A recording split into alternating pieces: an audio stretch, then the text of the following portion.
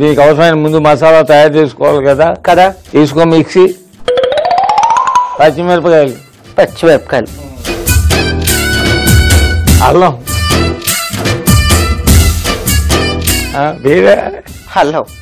వెల్లుల్లి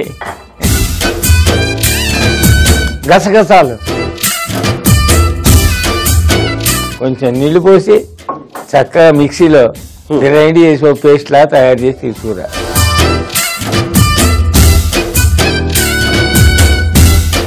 ఈ హైదరాబాద్ ని పేస్ట్ చేద్దామని వచ్చాను, నువ్వు వీటన్నిటి పేస్ట్ చేయమంటున్నావు. వద్దులే, నువ్వే పేస్ట్ అయిపోతావు. హైదరాబాద్ నువ్వు ఎక్కడ పేస్ట్ చేయగలవు? చార్మినార్ ఉంది, బుద్ధుడి బొమ్మ ఉంది, సికింద్రాబాద్ స్టేషన్ ఉంది, అసెంబ్లీ ఉంది. బాబాయ్ నిన్ను నేను ఎంపీ చేసేస్తాను, నీకు ఓకేనా? వద్దు ఎమ్మెల్యే నన్ను లేకపోయి నువ్వు అన్నావు కార్పొరేట్ చేసేస్తాను, కౌన్సిలర్ చేసేస్తాను, ఓకేనా? ఓకే, మంచి లైఫ్ ఉందిరా నాన్న, ఇది వెళ్ళి పట్టుకొని వచ్చేస్తా. అలాగే బాబాయ్ నీకు తెలియట్లేదు బాబాయ్, నేను అలాగోలా హైదరాబాద్ బతకడానికి రాలేదు.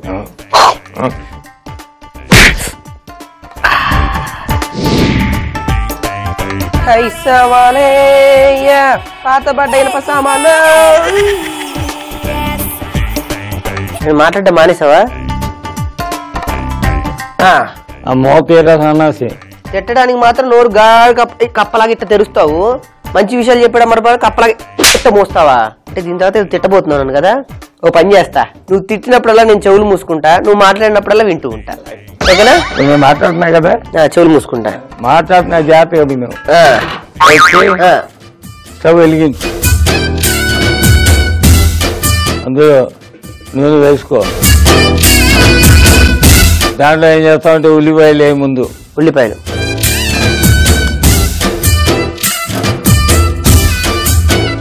ముందుగా ఎందుకు వేయమన్నానో తెలుసా?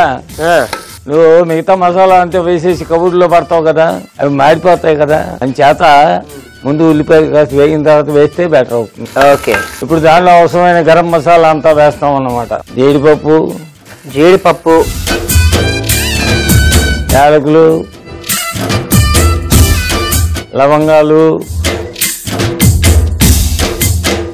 దాల్చిన చెక్క కలుపు బాగా.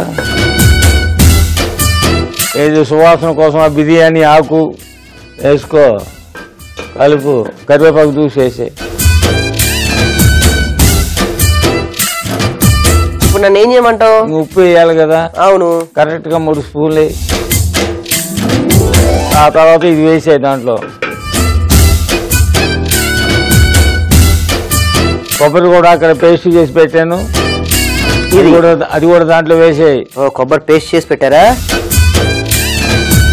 ఇప్పుడు కొబ్బరి పాలు ఉంటాయి చూడు, అవి కూడా పోసుకో దాంట్లో. కొబ్బరి వేసిన తర్వాత మళ్ళీ కొబ్బరి పాలు ఎందుకు? దాందే.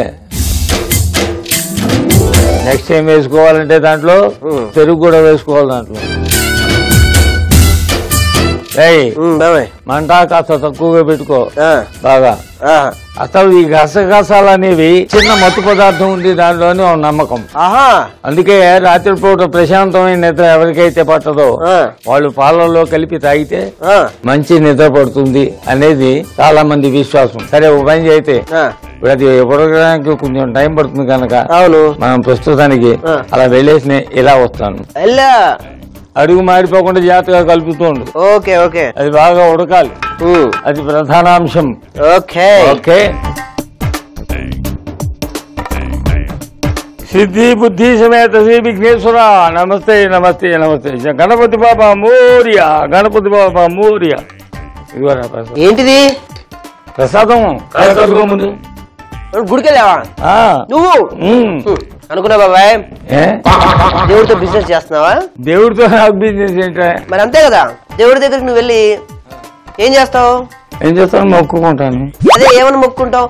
దేవుడా నేను బాగుండాలి, నేనే బాగుండాలని నువ్వు దండం పెట్టుకుంటావు. ఒకవేళ నువ్వు బాగున్నావు అనుకో ఏం చేస్తావు? ఉండిలో డబ్బులు వేస్తావు, కొబ్బరికాయ కొడతావు, లేకపోతే ప్రసాదాలు చేసి అందరికి పంచుతావు. అంటే నీకు దేవుడికి మధ్య జరుగుతున్న డీలింగే కదా ఇది. సన్నాసి దేవుడి దగ్గరికి వెళ్ళి నేనేం కోరుకుంటాను తెలుసా? ఏం కోరుకుంటావు? దేవుడా లోకంలో అందరూ బాగుండాలి, అప్పుడప్పుడు నా హోటల్కి రావాలి, 4 మెతుకులు తినాలి, నన్ను నా అబ్బాయిని జాగ్రత్తగా చూసుకోవాలి అని మొక్కుకుంటాను రా. ఉండిలో డబ్బులేను, నెలలో నీకు జీతం ఇస్తున్నా కదా. అలాగే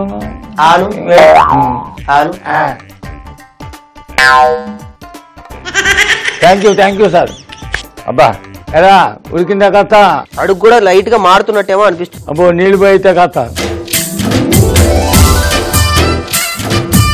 కలుపు. ఇక దాంట్లో నానబెట్టిన బియ్యం వేసేయడమే, అంతకంటే ఏముంది?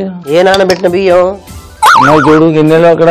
ఓహో బిర్యానీ బియ్యం నానబెట్టావు కదా మరి కదా. నానబెట్టే బిర్యానీ బియ్యాన్ని వేసేనా?